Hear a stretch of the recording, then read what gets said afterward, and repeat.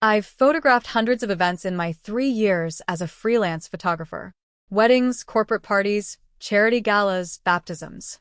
I've seen drunk uncles, bridezilla meltdowns, and CEOs making passes at the catering staff. I thought I'd seen everything. I was wrong. The event was listed as a private corporate dinner when the booking came through. Good money, €3,000 for 4 hours of work. Black tie. Exclusive venue. Client requested candid shots of the attendees, nothing staged. I should have known something was wrong when the venue turned out to be a private villa outside Rome. When the attendees were all men in expensive suits with hard eyes and harder handshakes. When the security at the entrance patted me down and checked my camera equipment with military precision. But I needed the money. So I smiled, nodded, and started shooting. The dinner was in a massive room with frescoed ceilings and chandeliers that probably cost more than my apartment. 50 men, maybe 60, seated at a long table.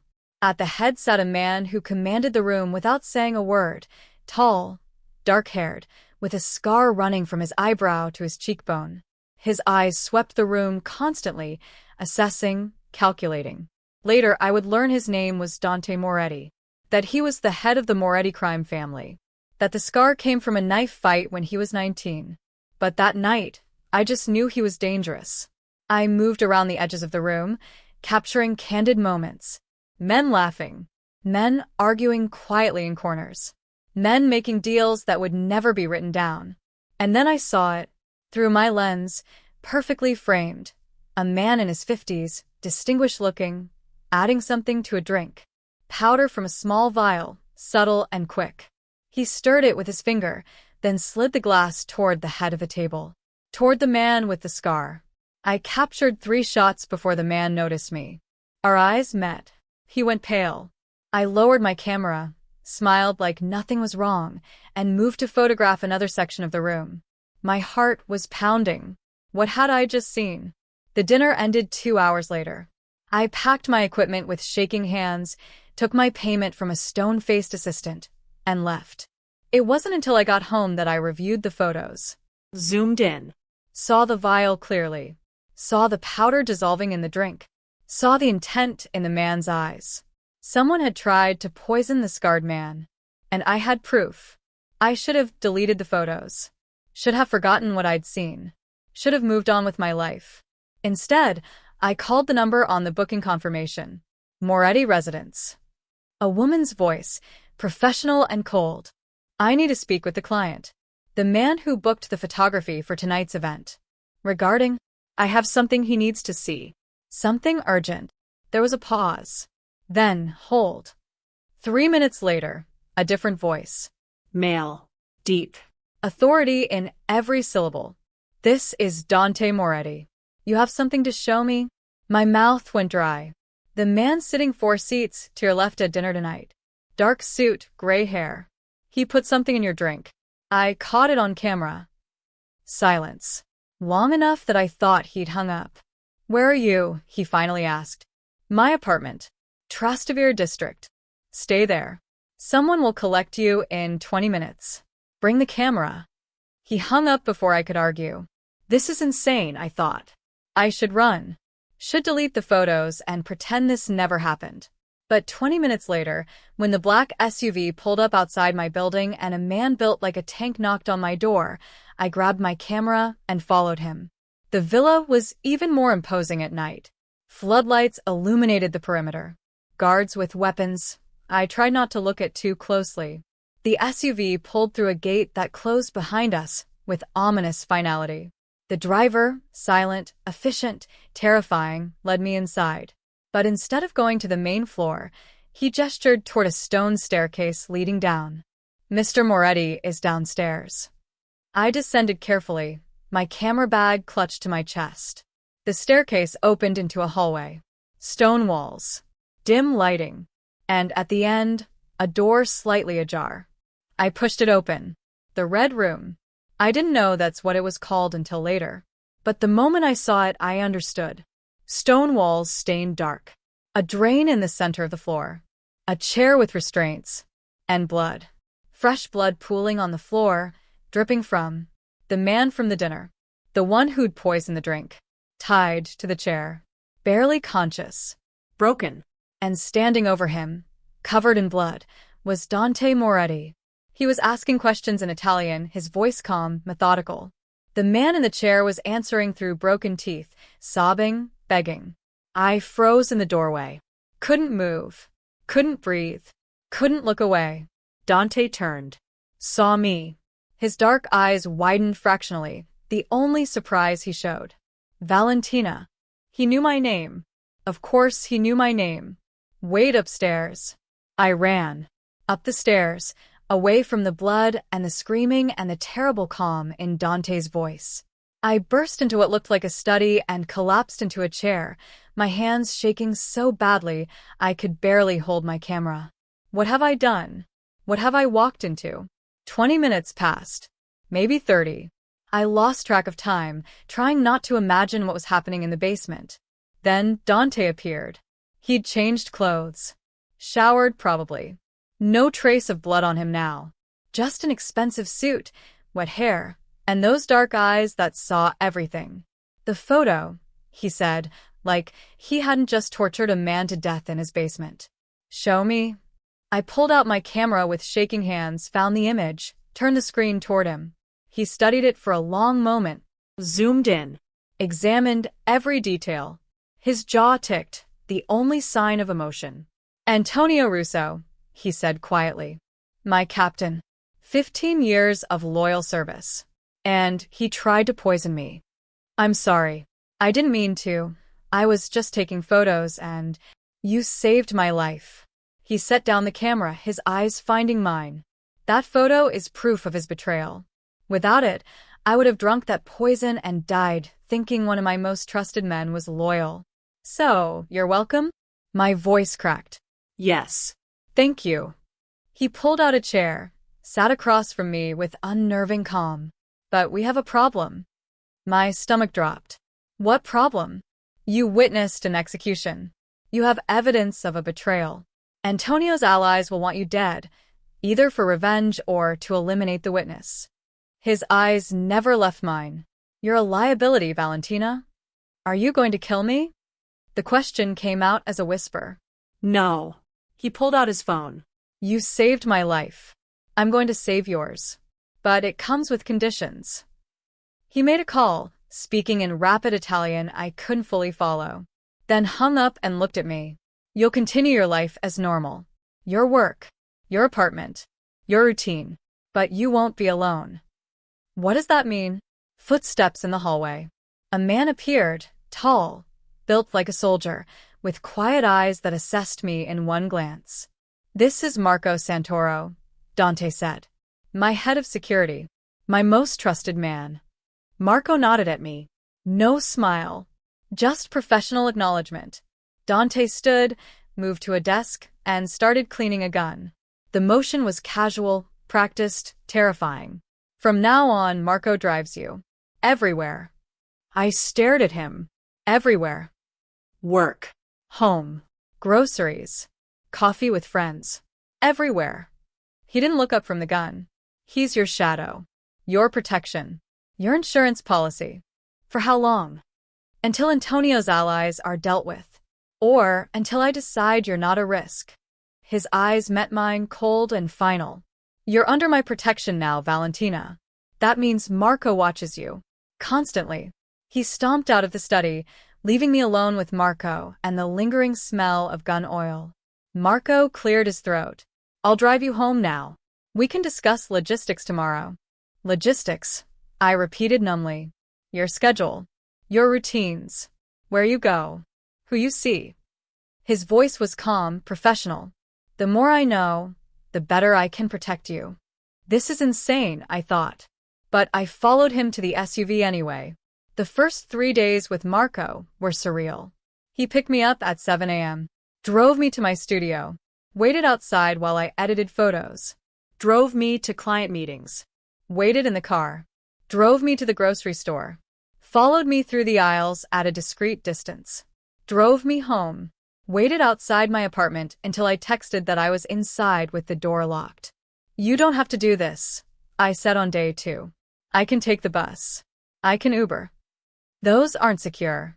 He kept his eyes on the road, hands steady on the wheel. The SUV is armored. I'm armed. This is how it works. For how long? As long as Mr. Moretti says. By day 4, I'd stopped arguing. Marco was a constant presence, silent, watchful, oddly comforting. He didn't talk much, but when he did, it was useful. That cafe has bad sight lines. We'll use the one across the street. Your friend Chiara parks in an unsecured lot. We'll pick her up instead. He was good at his job. Efficient. Professional. And I was starting to realize, surprisingly considerate. You need to eat, he said on day 5, pulling into a restaurant parking lot. I'm fine. You haven't eaten since breakfast. It's 3 p.m. You need food. He ordered for both of us, pasta, salad, bread that was still warm. We ate in the car because restaurants have too many exits. Do you always eat in cars? I asked. When I'm working. He didn't look at me, focused on his food. This is my job, Valentina. Keeping you safe. That means knowing where you are, what you're doing, who you're with. All the time. That sounds exhausting. It's what I'm trained for. He finally looked at me, and something in his expression softened. And it's not a hardship. You're easy to protect. Easy. Predictable routine. No trouble. No unnecessary risks. A ghost of a smile. Most clients fight the protection. Try to lose their security. Complain constantly. You just accept it. I saw what happens to people who cause problems for Dante Moretti. The words came out harsher than I intended. I'm not stupid. Marco's expression shuddered. That's not why you're complying. Then why? Because you're smart enough to know you're actually in danger. And because he stopped himself. Because what?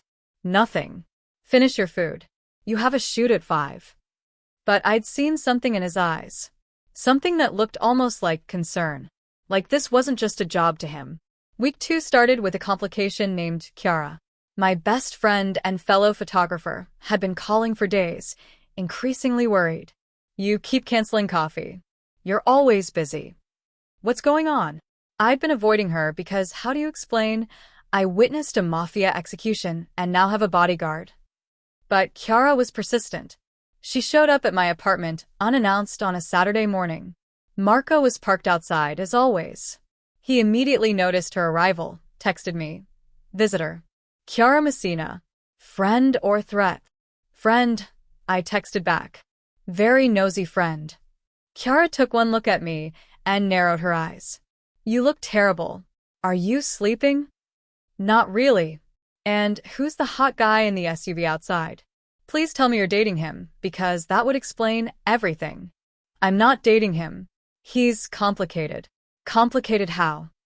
She followed me to the kitchen, watching as I made coffee with shaking hands. Valentina, what's going on? You've been weird for 2 weeks. You're always looking over your shoulder. And you have a driver now? Since when can you afford a driver? I can't explain. Can't or won't. Both.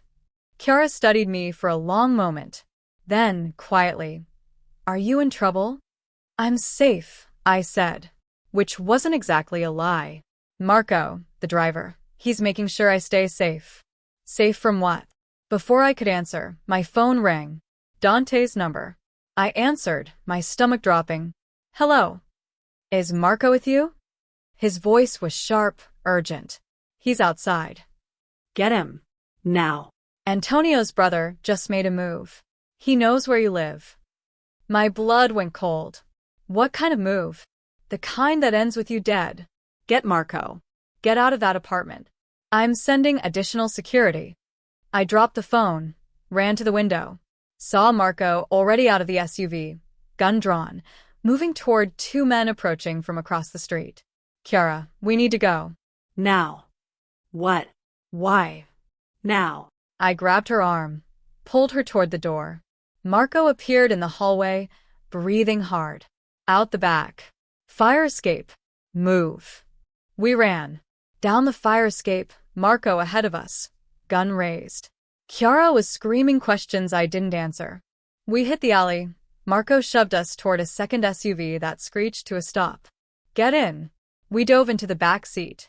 The driver, another of Dante's men, peeled out before the doors were even fully closed. What the hell is happening? Chiara screamed. Marco turned from the front seat. You're coming with us. Both of you. Mr. Moretti's orders. Coming where? Somewhere safe. We drove for 20 minutes, winding through Rome's streets, clearly taking an indirect route. Finally pulled through the gates of a compound I recognized. Dante's villa. Marco led us inside, through marble hallways, into a study where Dante was already waiting. He looked at me, his expression unreadable. Then at Chiara. Then at Marco. They tried to grab her, Marco reported. 2 men. Antonio's brother sent them. We got out clean. Your apartment is compromised, Dante said to me. You're not safe out there anymore. So what happens now? You live here. With me. He said it like it was the most natural thing in the world. Marco will still drive you to work. But you sleep here. Under my protection. Where I can ensure your safety. And me? Chiara asked, her voice shaking. What about me?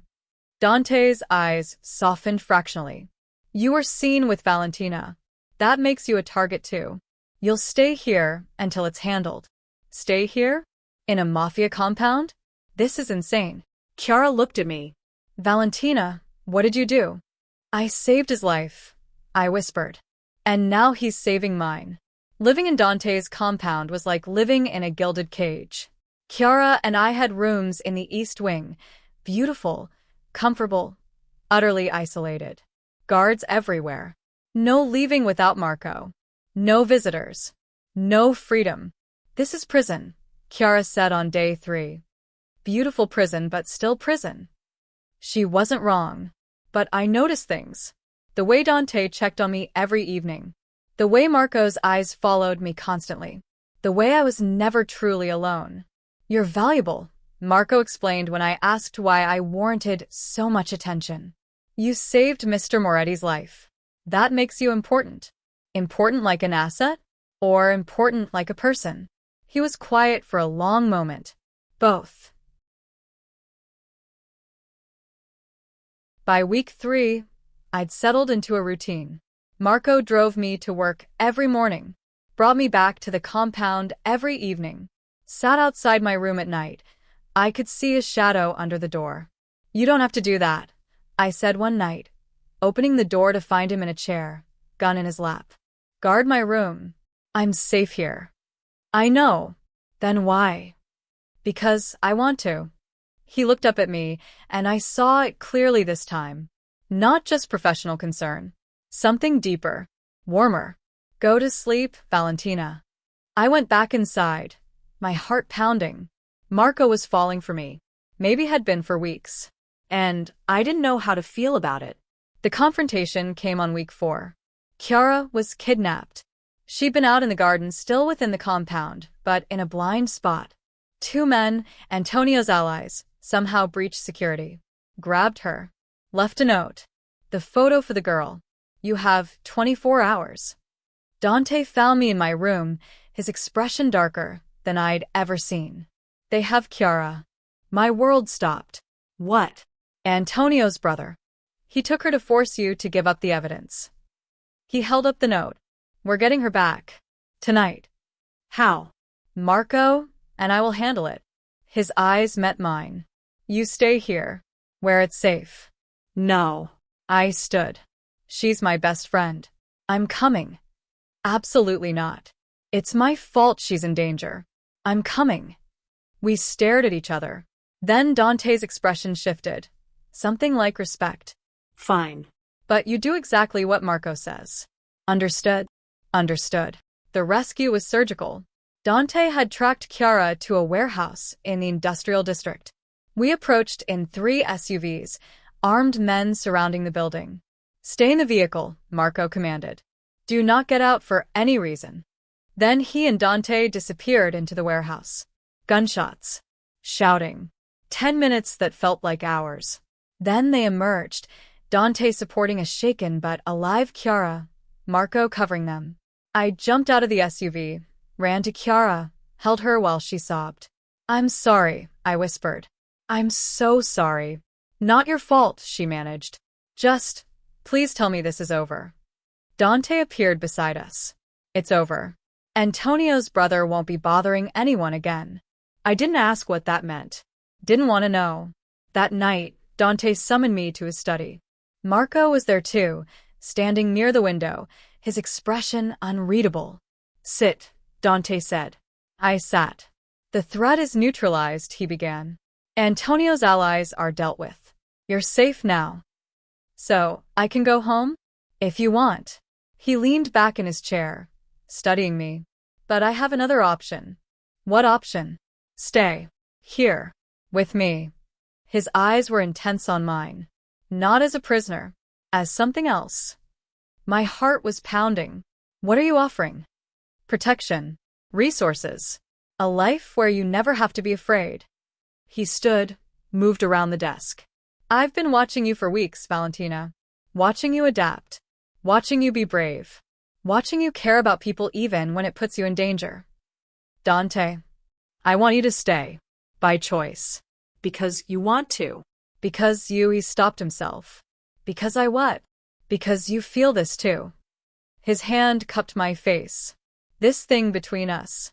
Don't pretend you don't. He was right. I did feel it. Had been feeling it for weeks. The pull toward him. The way my pulse raced when he entered a room. The way his darkness called to something in me. What about Marco? I asked quietly. Dante's expression shifted.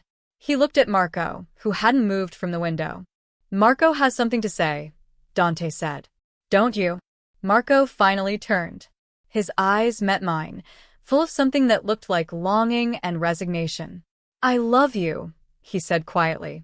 I've loved you since the first week. Every drive, every conversation, every moment watching you be stronger than you think you are. He took a breath. But I also know you're not mine. You never were. Marco. You're drawn to him. He nodded toward Dante. To the power, the darkness, the danger. I see it in how you look at him. His smile was sad. I'm your protector, your friend, but I'm not what you want. Tears stung my eyes. I care about you. I know. But you love him. He looked at Dante. She's yours, boss. She always was. Dante crossed to Marco, put a hand on his shoulder. You're a good man, Marco. Loyal. Honorable. You deserve better than loving someone you can't have. I'll manage. Marco's voice was rough. My loyalty to you comes first. Always has. Which is why I'm giving you the South Territory. Your own operation. Your own command. Dante's voice was firm. You've earned it. And you need distance from this. Marco's eyes widened. Boss. It's done. You've served me well for 10 years. It's time you had your own empire. Dante's hand tightened on Marco's shoulder. Thank you. For protecting her. For loving her enough to let her go. Marco looked at me one last time. Be happy, Valentina. Even if it's with him. He left. The door closed softly behind him. I was alone with Dante. He loves you, I whispered. Yes. And I'm sending him away, because keeping him close would be cruel. Dante turned back to me. But you, Valentina. You I'm keeping. You're very sure of yourself. I'm sure of us. He pulled me to my feet, his hands framing my face. Stay with me. Not because you're afraid. Not because you owe me.